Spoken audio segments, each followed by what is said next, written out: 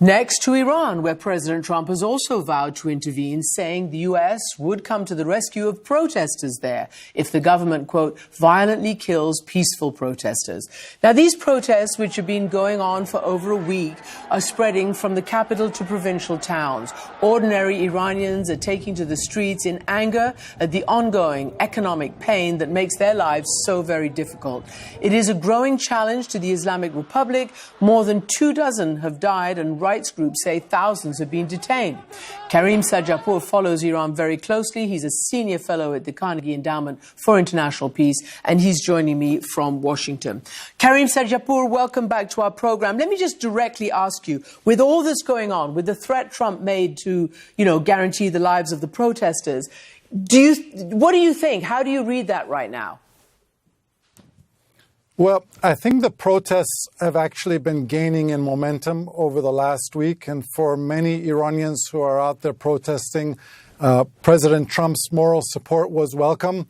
But, I live in Washington, and it's not clear to me that there are people really thinking hard and strategically about Iran, whether at the State Department or the White House, beyond simply the tweets of the president. Okay, so that's really interesting. So let me just play this soundbite of the president's, which is, in his words, what I've just encapsulated. We're watching it very closely. If they start killing people like they have in the past, I think they're going to get hit very hard by the United States.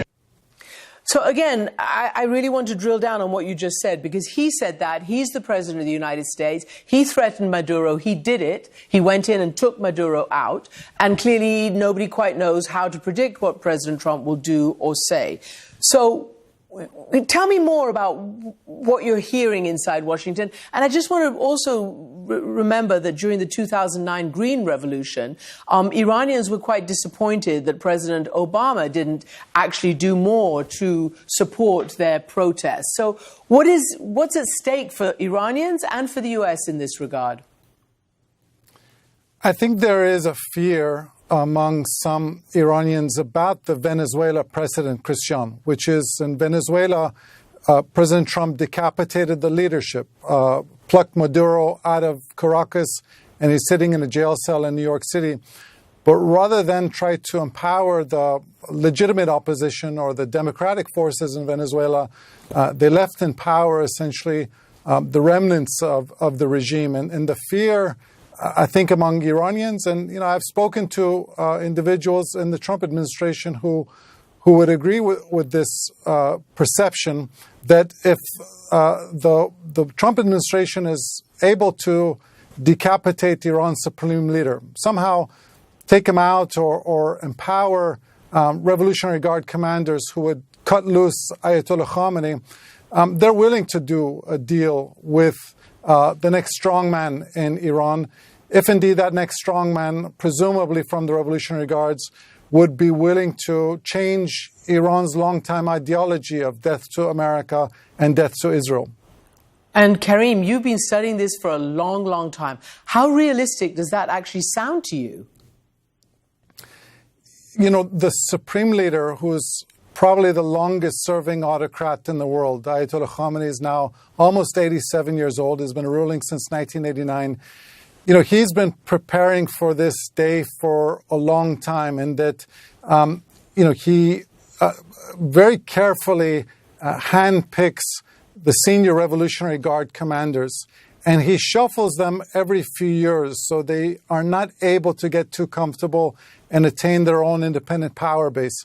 So what we saw in the Arab Spring, if you remember, Krishan, in countries like Egypt and Tunisia, the militaries in those countries, when protests mushroomed against their dictators, the militaries in those countries cut loose the dictators. Ben Ali in Tunisia and Mubarak in Egypt, they said, listen, in order to preserve our own political and economic interests, we have to cut loose the autocrat.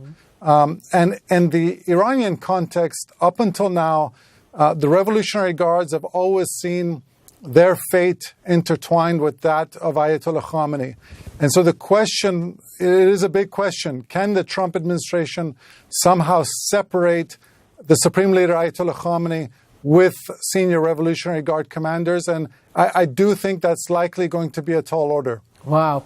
So can we get now to the nitty-gritty of what has really started this latest round of protests? And that is the sheer economic pain and hardship, the collapse of the currency, the massive inflation, just the increasing inability to keep body and soul together.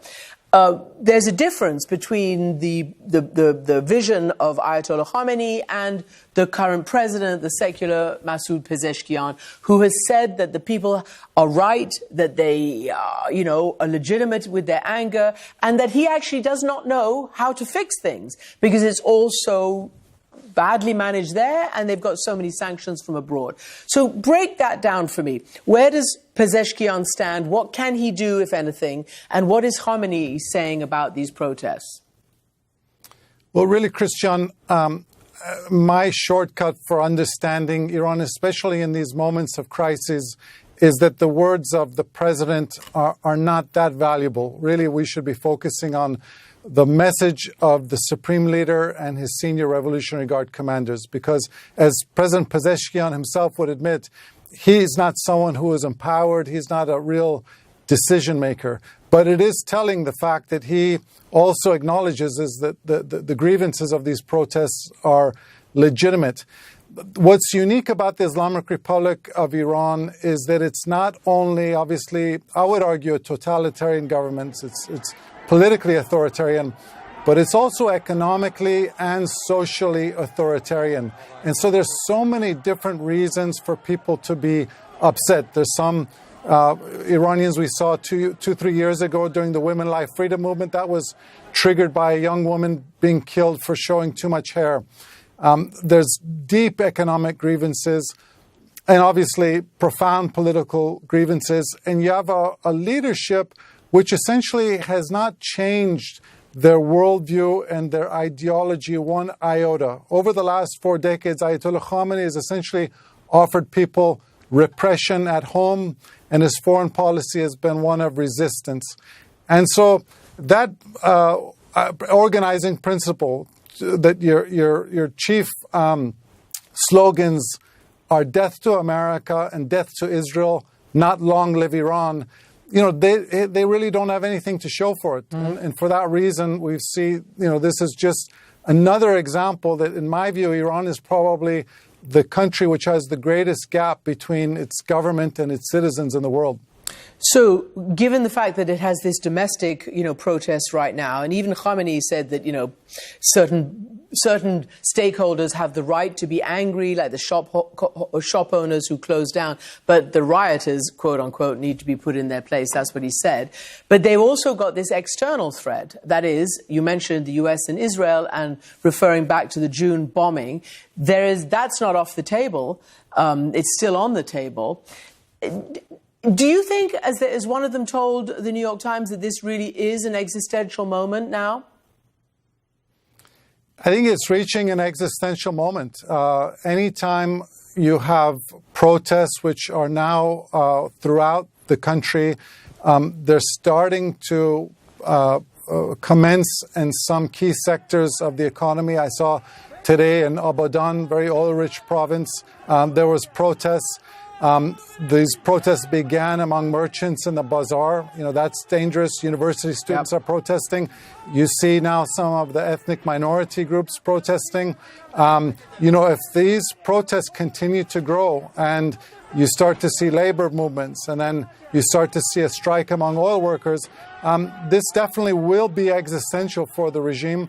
They've faced worse in the past. They've snuffed larger protests than this, so it's possible that they will successfully repress this as well. But either way, Christian, in my view, Iran is a country on the cusp of some kind of a transformation because, as I said, they have an 86-year-old supreme leader.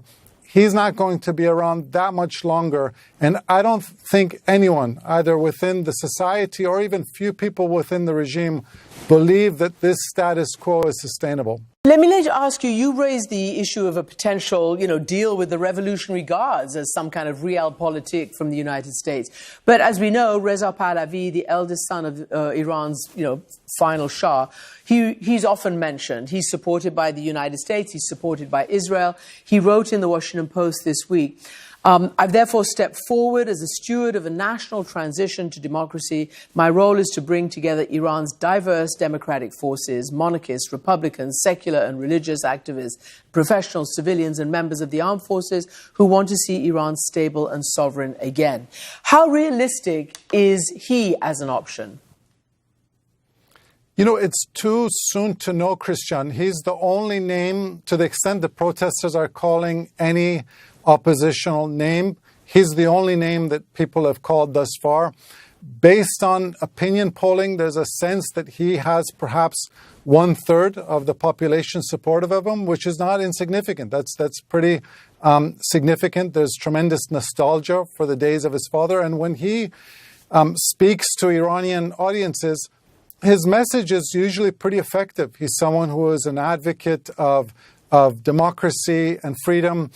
But, the challenge that Reza Pahlavi or his followers, Prince Reza Pahlavi, face is that, he's living 6,000 miles away. And we know from history that it's important for every revolutionary movement. You obviously need to have inspirational leadership. And for his followers, he provides that. But organizational leadership is perhaps even more important. Yes. And being able to organize from so far away is very, very difficult. And, up until now, that's why the regime has been able to consistently prevail. It's not because it has tremendous popular support, but the combination of lethal force and repression and the opposition's lack of organization has helped them consistently prevail. So I have 30 seconds left, and I want to ask you about the fact that a senior Iranian official told me just recently that they estimate some 30% of Iranian women are not wearing the hijab right now after those protests, and they're not cracking down on them. So my question to you is, how important is Gen Z in the current protests and in any future protests against this regime? Well, obviously, those folks are the future of Iran, and they've been incredibly brave. And according to people I speak to in Iran, the numbers are much higher of women no longer obeying the mandatory hijab. And this is significant because I would argue from, there was 3 pillars of the 1979 revolution: death to America, death to Israel, and the mandatory hijab for women. And one of those pillars has fallen. Really fascinating. Karim Sujatpur, as always, thank you so much.